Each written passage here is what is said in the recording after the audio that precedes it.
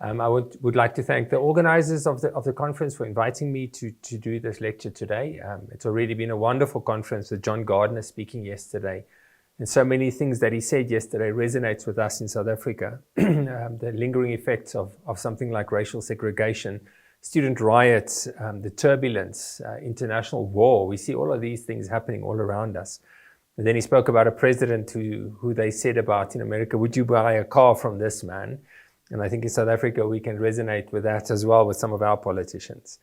Then we had the University of Michigan with their wonderful contributions, the lingering effects of systemic issues and how they theorized what they were doing and the intentionality with which they worked. And then after that, the afternoon, we come to today, and I have the opportunity to speak to you. And I've decided to entitle my talk, Where to From Here? So a bit of reflection on the road that we've traveled up to here. And then looking forward, what lies next? What have we, and when I say we, I don't mean the FYE community or the SANRC only, but in higher education in South Africa, what have we achieved and what are we looking forward to when it comes to student success? And you'll see on my presentation, I've chosen a little poem to add to this, and you'll see in the end, I'm going to come back to this poem. It comes from Lord of the Rings, written by J.R.R. Tolkien. And in this poem, it says, all that is gold does not glitter. Not all those who wander are lost. And the old that is strong does not wither. Deep roots are not reached by the frost. And I chose that poem specifically because I think often we look at the surface. We are just busy with what's happening today. And the poem reminds us to look a little bit deeper. And hopefully today we'll do a little bit of that. So I want to start off. My presentation will basically consist of 4 parts. The first part is I want to just quickly reflect on the story of the first year experience in South Africa, where we've come from. I also want to then, in the second part, talk a little bit about student success and what went on in the past. Where did we come from? And then secondly, what has happened since? Where are we now? And then lastly, I want to talk about what lies ahead. So those will be the 4 parts of my presentation. So the first experience in South Africa started in the mid-2000s. And the first ever conference was held by the University of Stellenbosch in 2008. Not much happened since then. And at a Manchester conference in 2011, a group of us attended from South Africa from different universities. And I sat around the table with Ntabiseng Ugude and Jean-Claude Lemons, and we just chatted as South Africans about our country and about higher education. And we thought how wonderful it would be if the first year experience could grow in our country too. And then the teaching development grants came about, and the Department of Higher Education and Training in 2014 invited applications for money for collaborative projects that would impact the system. Those were the terms that they used, something that would impact the system. And we applied for money from the collaborative grant, and we were very generously funded by DHET to start the National Resource Center for the first year experience. On the slide that you will see now, you'll see pictures of us announcing our existence at the first HELTASA conference. And there's the letter that stated the money that we received, the first money that we were given, the 2014-15 teaching development grant. And you'll see the branding and everything, and I'm standing there just announcing the fact at the HELTASA conference that the SANRC is now in existence. Now, since then, so much has happened, and Nsila Naya, who's organized this conference, was central to all of that. We held the first conference from the 19th to the 21st of May in 2015. This would have been our 10th conference, but for COVID, where we had to cancel one of the years that was already organized, but we couldn't have it during COVID. So this is our 9th conference, but our 10th year of existence, and so many things have happened. If you look at the slides that I'm showing now, you'll see the pictures of different people who've worked at the SANRC, of the little library that we've created. If you look at the next slide, you'll see some conferences and some material that we've created. So much has happened in the past 10 years to grow the first year experience community, the focus on that first year, and the focus on student success in that first year. And central to all of that, before I get to the central part, let me just say also some scholarly contributions. 3 editions of the Journal of Student Affairs in Africa focused on the first year experience. A number of publications from the SANRC itself, a wonderful website with a strong advisory group that supports us. And all of this done in line with what Ancilla Naya says in 2020, that the article in the entirety serve as a worthy reminder of the path that South Africa's first year experience has and is taking in the course of helping to change the future of this country's students. And I think that's always been the heart of the first year experience. It's been an effort where that first application spoke about impacting the system. How do we impact the system to change the lives of our first year students? And Ancilla, I really think you and the team and us as the first year experience community have made an impact. To measure that very directly is very difficult, but I am sure, and I'll show the stats in a minute, to show that we have made an impact. We've now come to the point, I think, where many decisions will have to be made. As you know, the funding for the SANRC has now finally run out after 10 years of very generous funding. We don't agree with the decision, but there's nothing we can do about it. There are many monetary constraints on our government, and the money isn't available. We are discussing very actively the way forward and what should happen next.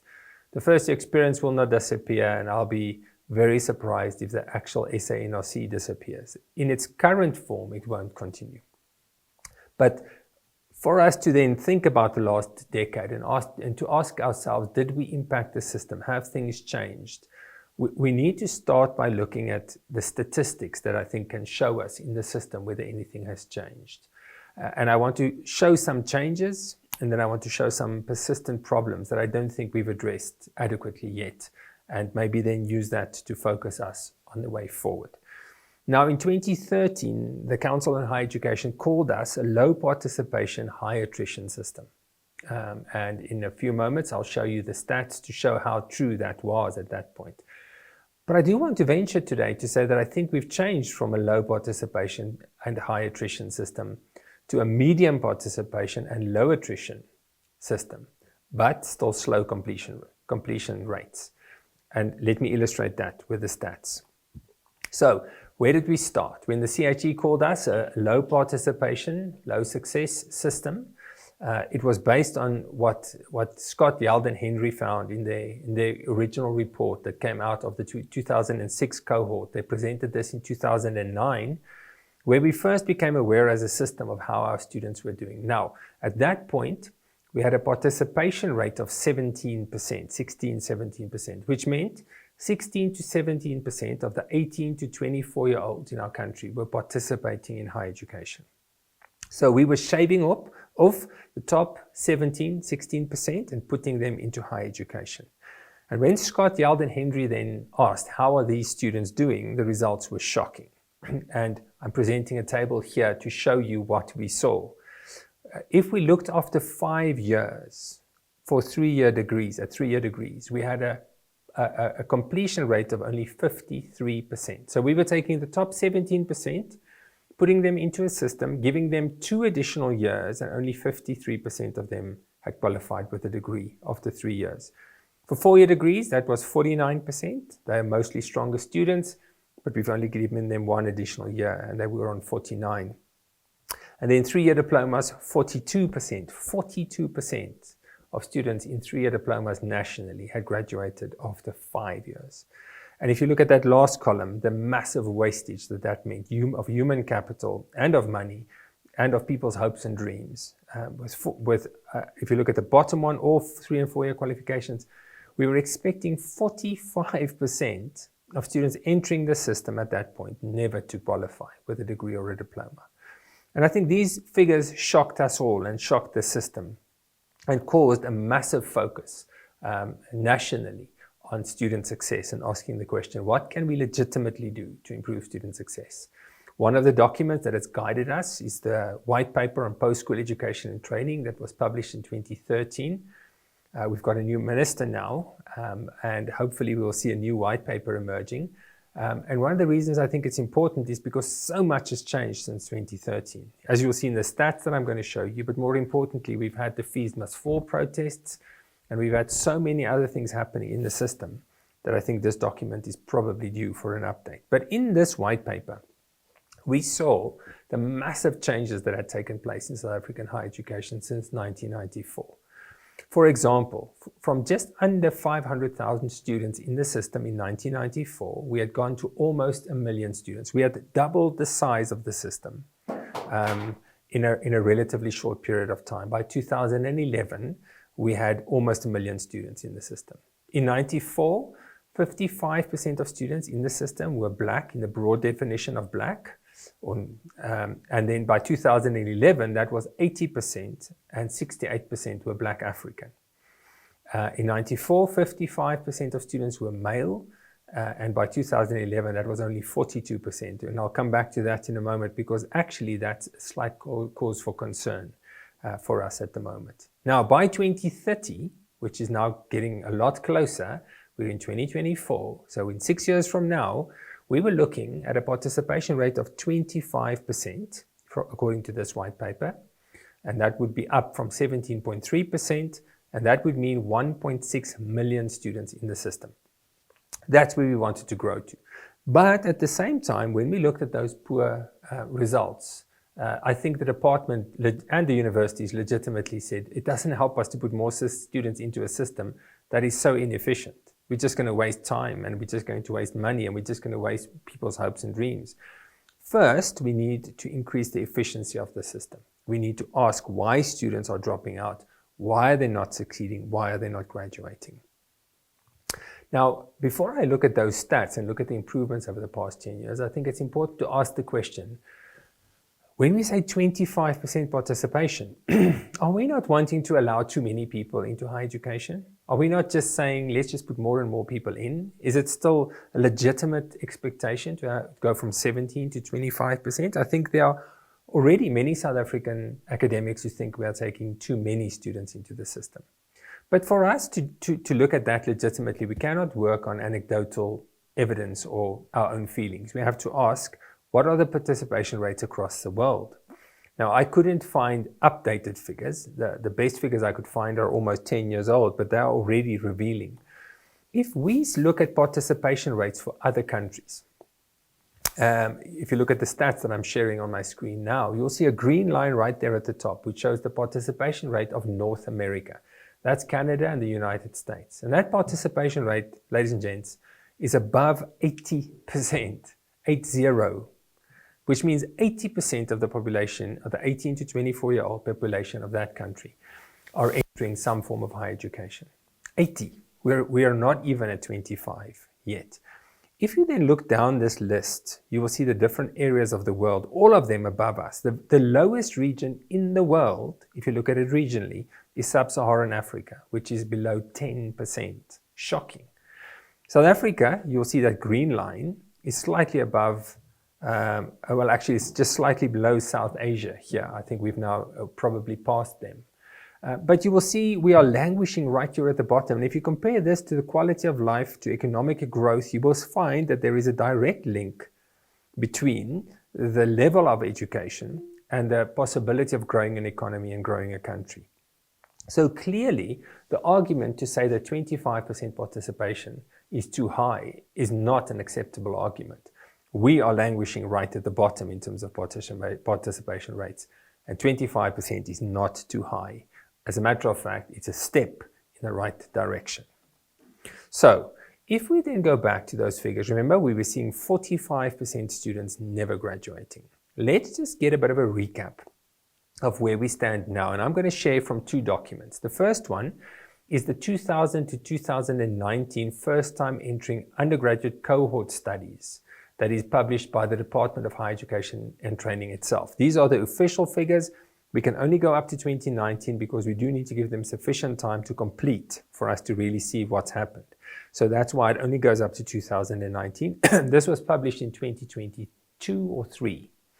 And then we see the Post-School Education and Training in South Africa, a 2020 report, also by the Department of Higher Education and Training. These two reports are official national reports. They'll give us a good sense of what's now happening within the system. So let's start now. If you're a sensitive viewer, please be careful. Next, you're going to see some stats. If numbers scare you, maybe get some nice hot tea with some sugar in it, because you're going to see many of them now. So let's see what the system is telling us right now. Firstly, let's look at the numbers of students enrolled in the system. Starting at 2010, we were on just under 1 million, very similar to those figures we saw in that green paper and the white paper. By 2020, the system had grown to 1.3 million, and mainly the majority of that growth has actually been in private higher education institutions. But you will see the public system has also grown from with just under 900,000 to 1 million students. So at any specific time, we've got about 1 million students in the higher education system of South Africa. How is that made up? Especially when we look at this in terms of contact, this is just the public system. You will see we're in a 60-40 split. So 60% of our students are at contact universities and about 40% are at distance universities. And that has stayed relatively stable over time. By far the biggest distance education institution is, of course, UNISA. And there are very particular and specific problems that students face who are studying, because most of them are working full-time, they don't have contact with tutors and lecturers as often. It's a much more difficult thing to do, to study in the distance mode. So we can see those developments.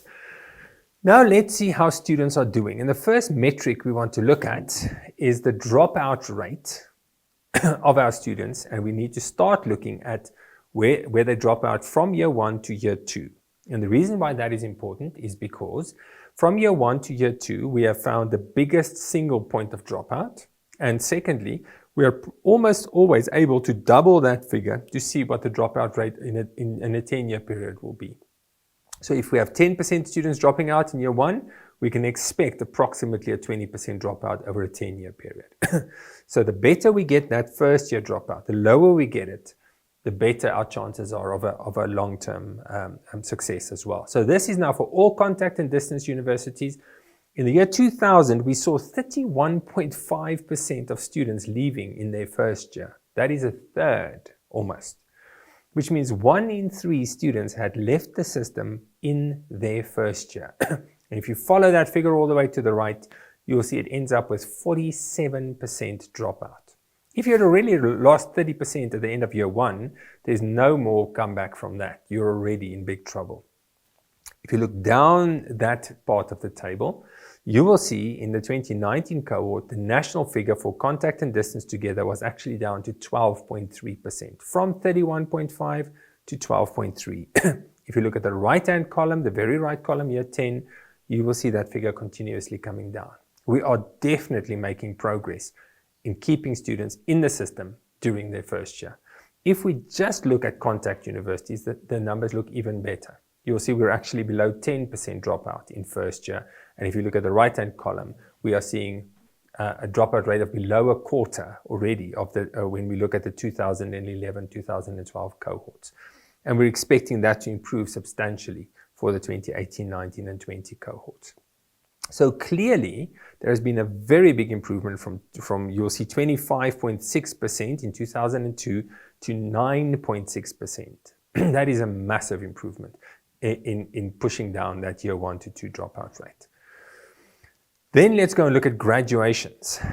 Now, this measures graduations for 3, 4, and 5-year qualifications. And we're going to ask the question for all the students entering the South African system for contact mode. This is just the contact mode.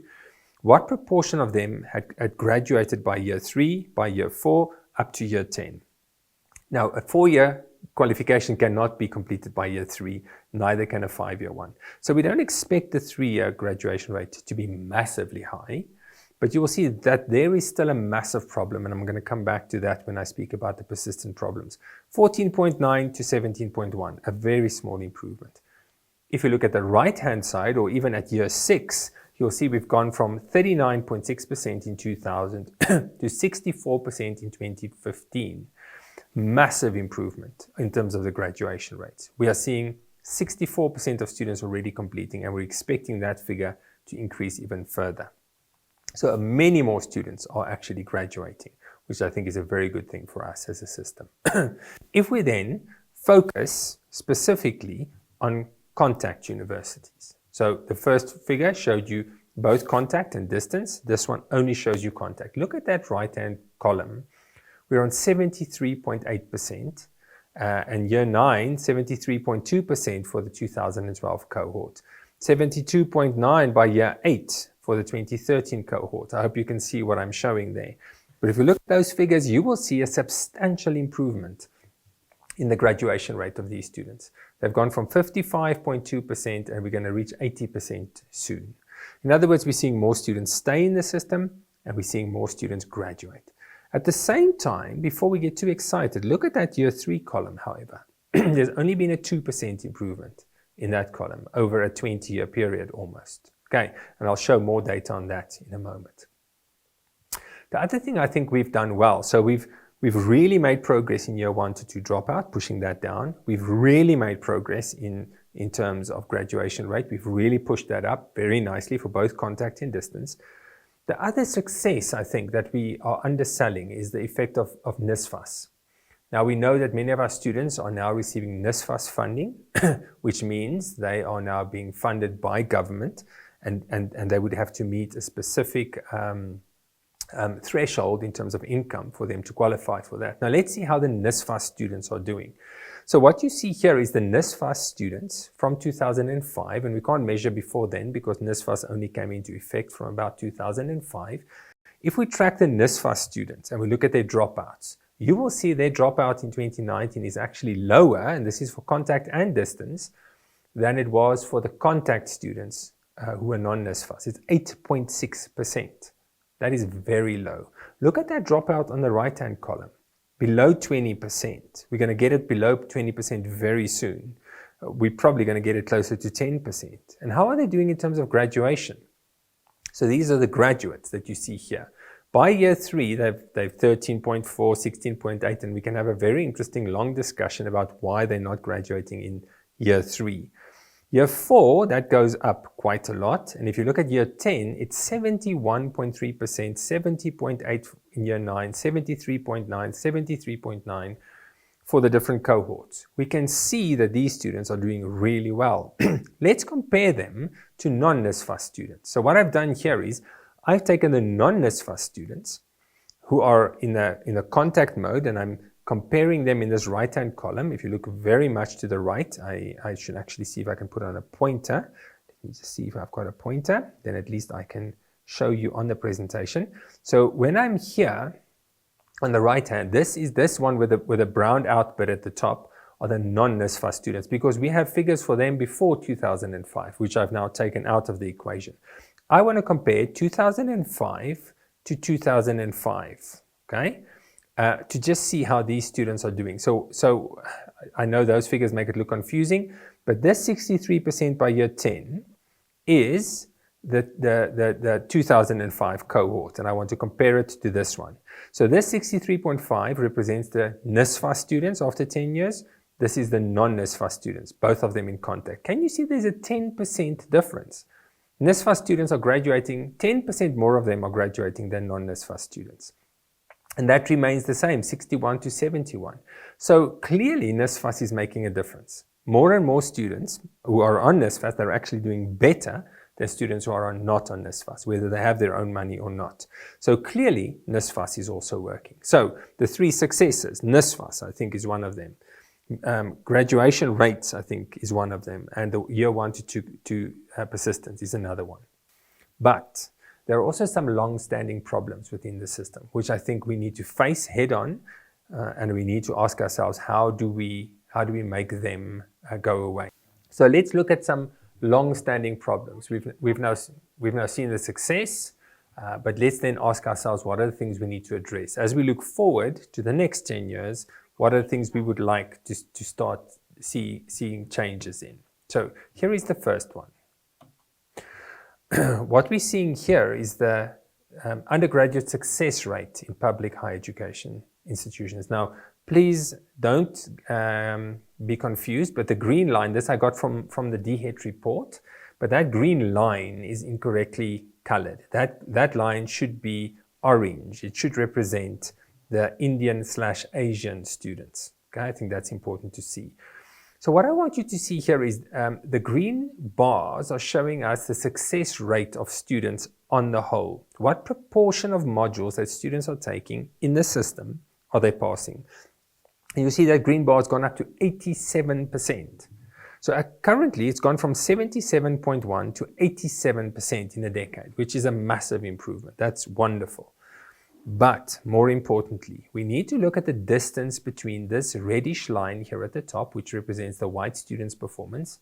They passed 94% of the modules that they enrolled for, compared to the Black African students, who were passing 85%. Can you see that gap is still almost 10%? It was 73 to 85. It was 12% in 2009, but it's now 9%. And I think that needs to change. We need to get it should not matter whether you are white or Indian or colored or African. You should be able to perform in a similar fashion in the system. The next graph shows us the same thing. This is now just for distance education, and you can see the same lines with the same parallel running. What we would like to see is for those lines to come closer to each other, as we are seeing between the Indian Asian group and the white group. We're seeing a closing of the distance between those lines. And I think what we would need to see in the next 10 years is a closing of that distance between all the lines, so that it would not matter what racial group you come from, what your chances are of success. That's the first persistent problem that I think we need to address. Here is the second one. And for me, this one is of greater concern. Now, as universities, we set the time that students have. We call it regulation time to complete a qualification. So we give them 3 years for a 3-year qualification, 4 years for a 4-year qualification. And the one measure that we've really struggled to shift is the graduation rate for 3-year qualifications in 3 years. Look at these shocking figures. Well, at least I think they're shocking. By year 3, for all 3-year diplomas nationally, we had a 12.2% completion rate. No wonder the students don't call it regulation time. They call it record time, because only 12.2% of them finished in 3 years. And that was for the 2000 cohort. That has gone up to 20.6%, 1 in 5. To me, still a shocking figure. How can 1 in 5 students in a 3-year diploma, only 1 in 5 finish in 3 years? That cannot be acceptable. If we then look at 3-year degrees, we see a slightly better picture, but less improvement. Look at those figures. It was on 25% of students finishing a 3-year degree in 3 years. We're now on 30.8%. A third of students entering a 3-year degree are finishing in 3 years. That's another place. So the one area where we're going to need to improve is the difference between the different racial groups. They need to come closer. The second one is we need to look at our 3-year qualifications, and more students need to finish them in 3 years. So the last of the issues that I want to raise, let me just click there and go to it, has to do with gender. Now, I know gender has become a contested area, but I mentioned right in the beginning that we saw a big change in terms of the male participation rate. But look at what you're seeing here in front of you now, and you'll see that it's even more serious than that. If we look at contact institutions, only 44% of participants are male. Distance, only 30%, and in total, the male participation rate in our country is below 40% of the total. Now, if we look at the census data, males and females are almost 50-50 in our country. And yet, we are not seeing the males, firstly, participate in higher education. Something I think we should be worried about. In addition to that, we also know that female students tend to do better than male students. There are 2 quotes from these reports. The report also disaggregates the studies according to the population group and gender, with female students outperforming their male counterparts in virtually all cohort studies. And then secondly, enrollment for females in public higher education was 665,000, which had 236,000 higher than when compared with males of only 429. So we can see that females are participating more and are doing better. We're very glad for you ladies, and we know many of you might think, it's our turn to be on top. But as a country, I think this is something that should concern us. We should not let the males go. We should pursue them, and we should make sure that they are well served within the system. So those are the 3 areas of improvement. The first one is the differences between the racial groups in terms of their performance. The second one is 3-year quals need to be finished in 3 years. And the third one is we need to make sure that the males are participating and succeeding at a much closer to a similar rate than the females. If this were any other group than the males, we would be really worried about them. And we should be worried about the males as well. So looking forward, I think we see a very interesting context. On a macro level, the world is in a bit of turbulence. The higher education systems across the world is in flux. There is political instability, economic problems all over the world, and social upheaval. We live in a time, I think, the next 10 years seems to be a time where at a macro level, things are quite difficult. At a local level, we are basically seeing that higher education is being defunded. So we're getting less and less money from government, and we still have to do the same work, probably for more. And NSFAS, it's got good, bad, and ugly to it. There's a lot to be said, and we are all aware, at least us as South Africans, about the issues that exist with NSFAS. Then institutional ratings. We know how these influence our institutions and how we chase them, and there are so many other factors that influence us as higher education institutions, and we need to consider those. If we were to do a SWOT analysis, I know it's a very simple tool, but I would encourage you to do it.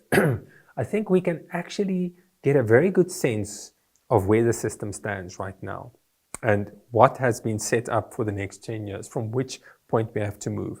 Let me talk about the opportunities and the weaknesses. I think the weaknesses include things like temporary funding of student success work. We need that to be permanent so that people can have job security and really focus on what they're doing. My own view is that there is a bit of a lack of vision for higher education from the department itself. They are our funders. We would want them to give us a real vision. And then I think the system is still quite fragmented. I don't know that universities work together to the extent that they can and should. What are the opportunities? I think we can really, in the next 10 years, increase the minimum time graduation rate, and we should be pursuing that. I think we are now ready, after the 2009 report, we're now at a point where we can start expanding the system towards the 25% again, because our students have real potential, massive potential. And I think the importance of student success has now risen to the top of the pile within the system. So where to from here? I think firstly, we need to maintain the gains, and we shouldn't just assume they'll stay. We've seen improvements in student success. It's come through hard work from the students and the universities and funding from DHET. We must make sure that we don't lose those gains. Secondly, I think we have to ensure academic quality. Anybody can make students pass if we are willing to take the academic integrity and compromise on it. We must make sure that we are producing students of top quality that have been very, very well trained and still succeed. I think we need to see those regulation time improvements in terms of the success rate and the systems that we create to create a smooth path for the students. If we have put things in their place, if we have put hindrances in their place that are not necessary, I'm not talking here of academic quality, but if we have put things in place that have historically been there, we need to question those and just make sure that they should be there. And then the first year remains important. I think if we fail at the first year level, and I want to just expand on that a little bit, the dropout rate still looks to be doubled in a 10-year period. And if you leave in South Africa, you'll probably not come back. It is your one chance to make it happen. There are extended paths that people can take, but we need students to be on a full load so that they have the best possible chance of finishing in minimum time. For us to do that, we really need to understand who our students are, and we need to take scholarly, informed, and also intentional approaches to increasing student success. Because even if we have a dropout rate of 10 to 15%, and we take that on a system of 1.3 million students, we are talking of between 15 and 23,000 individual students dropping out of the system every year. 15 to 23,000 individuals. And I think we mustn't forget when we look at stats that it's actually about individuals. There are people with hopes and dreams and opportunities that are leaving the system who really have potential, and they are not graduating. And we should be concerned, even if those stats are coming down. Now, I can tell you, the SANRC is not going to continue in the way, as we've said before, that it exists now, but it's not going to end there. I think we all agree, and nationally there is broad agreement about the importance of the first year and the work of the first year experience. And conversations are happening with Siapu Malela and Sadie amongst the universities internally, and Ansela Nair and myself will lead that process to make sure that the first year work continues, because our roots are deep. Remember that poem I read right in the beginning? Our roots are deep. We've established this work really well. And now the question isn't whether the frost is going to make it die, but how are we going to move it forward? So, in conclusion, let me refer to two people who I think have said things that are very important to us. And with that, I'm going to conclude and end my talk. It is our 30th year of democracy. And therefore, I think it is very appropriate to quote the father of our democracy to some extent, Nelson Mandela, our first democratically elected president. He said many things about education, and many of them you will already know. But I want to quote him 1, 2, 3, 4, 5 times, then one more quote, and then I'm going to just end off with the last few words. So he said, the power of education extends beyond the development of skills we need for economic success. It can contribute to nation building and reconciliation. So what he said is, as we become a more educated nation, we will find each other more easily. And I think he's right when he says that. The implication of what we do is yes, it's about that individual student, but it's about our nation and about reconciliation happening. People can meet each other for the first time at a university campus, whether they've grown up separately. They can meet here and they can get to understand and know each other. Then he said, a good head and a good heart are always a formidable combination. But when you add to that a literate tongue or pen, then you have something very special. We have many young people in this country with huge potential, and that's impressive. But as higher education institutions, we play such a crucial role in making that potential a reality by creating a literate pen and a literate tongue. No country can really develop unless its citizens are educated. And we saw that in that first graph that I showed you. Education and development go together. Second last one. Education is the great engine of personal development. It is through education that the daughter of a peasant can become a doctor, that the son of a mine worker can become the head of the mine, that a child from a farm worker can become the president of a great nation. It is what we make out of what we have, not what we are given, that separates one person from another. And then lastly, it's not beyond our power to create a world in which all children have access to good education. Those who do not believe this have small imaginations. We have to believe that education is one of the great equalers and that we can play a role in making sure that everybody has equal access to that. My last quote, and then I'm going to end off in conclusion with my poem again.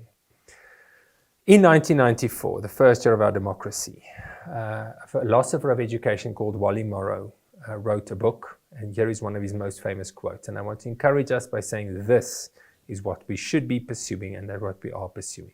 He said, it's obvious that mere formal access to the institutions that distribute knowledge is different from and not a sufficient condition for epistemological access to the real knowledge.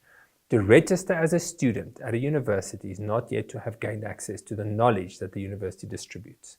And that is our job. To make sure that it doesn't matter where you come from, who you are, when you enter the university, you have access to that knowledge, epistemological access. So, in Salah, I think it's important for me to say to you and to all of you colleagues, the FYE work does not end at this conference, does not end when the SA-NRC doesn't continue in its current format. Because all that is gold does not glitter. Not all those who wander are lost. The old that is strong does not wither. Deep roots are not reached by the frost. And I think that will be true for the work that we have as well. We've put in deep roots, colleagues. We've got a massive mandate still in front of us. Let's make sure that happens. And let's make sure the first year work doesn't disappear and continues more strongly in a slightly different form going forward. I thank you.